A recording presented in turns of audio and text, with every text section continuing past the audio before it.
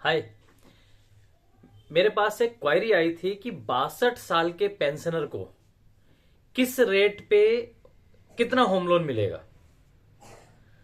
तो मुझे एक चीज बताइए, एज पर गवर्नमेंट स्टैंडर्ड कितने साल के बाद आदमी रिटायर हो जाता है, या रिटायर मान लिया जाता है, या फिर उनसे रिटायरमेंट ले लिया जाता है। 60 साल के बाद मतलब 60वें साल में आदमी रिटायर माना जाता है, या उसको मान लिया जाता है रिटायर होने वाला है, या हो चुका है, या हो जाएगा। क्योंकि इस उम्र तक आते आते गवर्नमेंट भी ये मानती है कि आदमी का काम करने की दक्षता कम हो जाती है और आदमी उतना स्पीडली या बाकी चीजों में भी काम नहीं कर पाता है। तो गवर्नमेंट ने एक स्टैंडर्ड सेट कर दिया है कि 60 साल के बाद आदमी रिटायर हो जाएगा। जब गवर्नमेंट रिस्क नहीं ले रही है तो कोई फाइनेंसर क्यों रिस्क लेगा? 60 साल के बूढ़े आदमी को क्यों लोन देगा? क्यों लोन देगा? इस बात का मुझे जवाब दीजिए आप कमेंट में। दूसरी चीज, कोई भी फाइनेंसर या कोई भी बैंक लोन देगा, लेकिन उसके लिए एक शर्त होगा। कुछ कंडीशनल बेसिस पे लोन डिसबर्स होते हैं, लेकिन क्या कंडीशन होगा? थोड़ा सा आप सोच के बताओ। मैं बताता हूं आपको कि कंडीशन क्या होगी। उसमें एडिशनल को एप्लीकेंट एड ऑन किया जाएगा।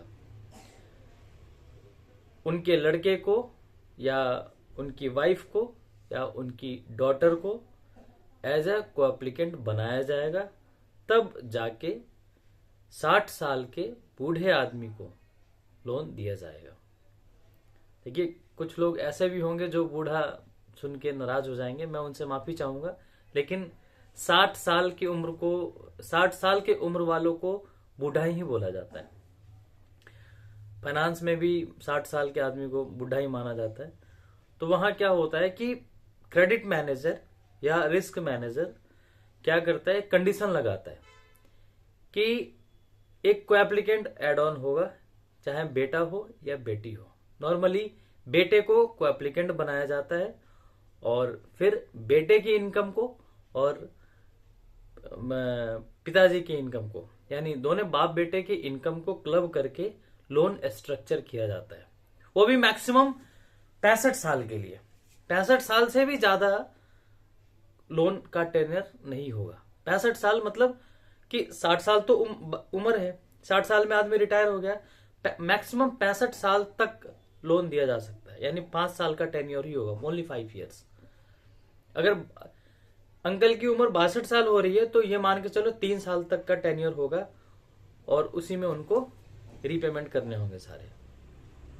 यानी लोन तो बनेगा लेकिन केवल 36 महीनों के लिए। अब बात करते हैं रेट, क्या रेट होगा।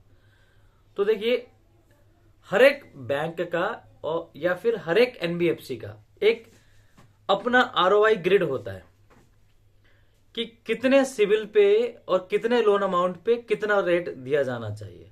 हर किसी बैंक का और हर किसी एनबीएफसी का एक अपना स्टैंडर्ड आरओआई ग्रिड है। लेकिन आज के रेट में सिविल क्रेडिट स्कोर के ऊपर भी आरओआई डिसाइड किया जा रहा है। ये नॉर्मली हर एक एनबीएफसी में या हर एक बैंक में चल रहा है। ये मैं जिस एनबीएफसी के लिए काम करता हूं वहां पे भी आरओआई ग्रिड है, और जो आरओआई ग्रिड है वो आपका सिविल क्रेडिट स्कोर पे रिफ्लेक्ट करता है। अगर 800 प्लस सिविल है तो रेट बहुत अच्छा मिलता है। अगर 700 से नीचे सिविल है, यानी 650 और 700 के बीच में है, तो लोन मिलना मुश्किल हो जाता है। 700 से 740 के बीच में सिविल है तो तब भी रेट ठीक ठाक मिल जाता है, ठीक है। लेकिन 800 प्लस वाले को बहुत बढ़िया रेट मिलता है, बहुत बढ़िया रेट। और आप सोच भी नहीं सकते कि उनको क्या रेट मिलेगा होम लोन में। जो बेसिक रेट है वो मिलता है 800 प्लस सिविल वाले को। तो अगर जो सवाल था हमारा 62 साल के पेंशनर को क्या किस रेट पे कितना होम लोन मिलेगा, तो दोनों का जवाब आपको मिल गया होगा। रेट दोबारा बताता हूँ, रेट उनके सिविल क्रेडिट स्कोर पे डिपेंड करेगा, और जो होम लोन होगा, होम लोन वैसे सिंगल एप्लीकेंट पे तो नहीं बनेगा, अगर एक एडिशनल को एप्लीकेंट ऐड कर दिया जाए, उनके बेटे को लोन स्ट्रक्चर में ले लिया जाए, तो लोन बन जाएगा बड़े आराम से और बड़े प्यार से, लेकिन टेन्योर बहुत कम होगा, है ना। तो चलिए, आपको या आपके किसी भी जानकार को होम लोन की रिक्वायरमेंट हो तो मुझे जरूर याद कीजिएगा।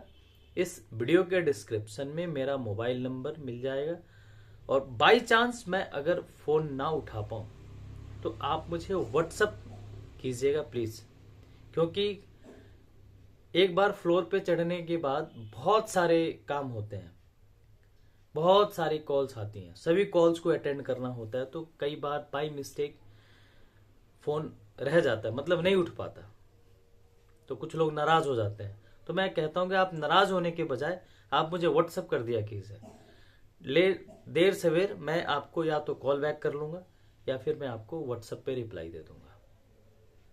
चलिए, मैं राजीव रंजन साइन ऑफ करता हूं, तब तक के लिए जय हिंद,